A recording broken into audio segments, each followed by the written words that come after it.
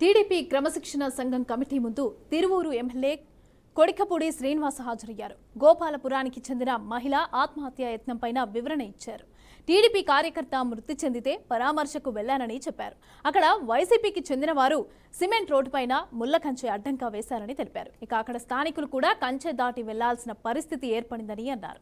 అందుకే తాను కంచెను తొలగించినట్లుగా చెప్పారు.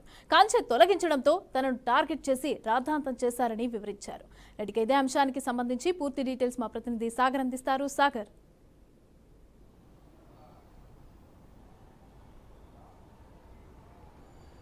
టీడీపీకి సంబంధించిన ఎన్టీఆర్ జిల్లాలోని తిరువూరు నియోజకవర్గం సంబంధించి తిరువూరు ఎమ్మెల్యే కొలికపూడి శ్రీనివాస్ వివాదం ఇప్పుడు టీడీపీ తీవ్రంగా పరిగణించింది. ఈ నెల 11న గోపాలపురం మండలంలోని జరిగిన ఒక సంఘటనకు సంబంధించి ఈయనకి ఈరోజు టీడీపీ క్రమశిక్షణ కమిటీ కూడా ఆయన పిలిచింది. క్రమశిక్షణ కమిటీలో ముఖ్యంగా కూడా టీడీపీకి సంబంధించిన సీనియర్ ప్రభుత్వ సలహాదారు ఎంఏ షరీఫ్, అలాగే మంత్రి బీసీ జనార్దన్ రెడ్డి, పాలిట్ బ్యూరో సభ్యుడు పర్ల రామయ్య, అలాగే ఎమ్మెల్సీ అనురాధ, అలాగే ఆర్టీసీ చైర్మన్ కొనకళ్ళ నారాయణ, వీరంతా కూడా క్రమశిక్షణ కమిటీ చైర్మన్లో ఉన్నారు. వీరందరూ కూడా ఆనాటి ఘటనకు సంబంధించి ఈరోజు ఆయన పూర్తి వివరణ కోరాడు. శాసనసభ్యుడిగా ఎన్నికైన నాటి నుండే వివాదాల కేంద్ర బిందువుగా మారిన కొలికపూడి శ్రీనివాసరావు ప్రధానంగా ఈరోజు ఎందుకు క్రమశిక్షణ కమిటీకి ముందు హాజరయ్యారంటే, ఈ నెల 11వ తేదీన గోపాలపురంలోని ఓ ఇంటికి ఒక కార్యక్రమానికి వెళ్ళారు. ఆ ఇంటికి కార్యక్రమానికి వెళ్ళిన క్రమంలో ఆ గ్రామ కార్యదర్శి బూక్యా రాంబాబు అనే ఒక గ్రామ కార్యదర్శి ఉన్నాడు. ఆయన ఇంటికి వెళ్ళారు. ఈ బూక్యా రాంబాబుకి ఆయనకి సమీపంగా వరుసగా అన్నయ్య బూక్యా కృష్ణ అనే ఒక వ్యక్తికి సంబంధించిన ఒక తగాదా నడుస్తుంది. ఒక స్థలానికి సంబంధించిన ఈ వివాదాస్పదమైన స్థలంలోనే సిమెంట్ రోడ్డు వేశారు. ఈ సిమెంట్ రోడ్డుకి నా స్థలంలో మీరు ఎలా సిమెంట్ రోడ్డు వేస్తారని చెప్పి కృష్ణ అనే వ్యక్తి ఈ సిమెంట్ రోడ్డుకి అడ్డంగా కంచె వేశారు.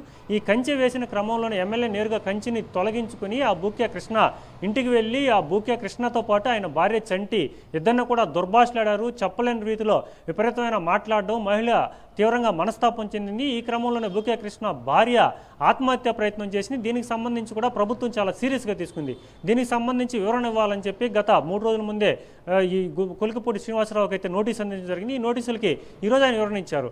మొత్తం మీద కొలికపూడి శ్రీనివాసరావు అసలు తాడికొండకు సంబంధించిన ఈ వ్యక్తికి ముఖ్యంగా చూసుకుంటే అమరావతిలో ఏదైతే అమరావతి రాజధాని పోరాటంలో కీలకంగా వ్యవహరించిన ఏదైతే ఉందో ఈ కొలికపూడి శ్రీనివాసరావుకి టీడీపీ గుర్తించి ఆయనకి ఎమ్మెల్యే అభ్యర్థిగా టికెట్ కేటాయించి గెలిపించుకున్న తర్వాత చాలా వివాదాల కేంద్ర బిందువుగా మారి ముఖ్యంగా టీడీపీకి తలనొప్పిగా మారిపోయారు. సత్యవేడ్ నియోజకవర్గ ఎమ్మెల్యే ఎవరైతే ఉన్నారో ఆదిమూలం ఏదైతే సెక్స్ హ్యాండిల్ ఇరుక్కుని టీడీపీ పార్టీకి తీవ్ర చెడ్డ పేరు తెచ్చారో, అదేవిధంగా కూడా కొలికపూడి శ్రీనివాసరావు అనేకమైన చెడ్డ పేర్లు, ముఖ్యంగా చూసుకుంటే ఏదైతే అక్రమ రేషన్ బియ్యం ఉందో దాంట్లో కూడా ఉన్నారు. అలాగే మహిళల పట్ల అసభ్యంగా ప్రవర్తిస్తున్నారు. మరీ ముఖ్యంగా డబ్బుల వ్యవహారంలో డబ్బులు విపరీతంగా దండుకున్నారు. ఒక వైసీపీకి సంబంధించిన ఎంపీపీ ఇంటిని కూల్చేందుకు నేరుగా బుల్డోజర్ ఎక్కి తానే ముందుకెళ్లాడు.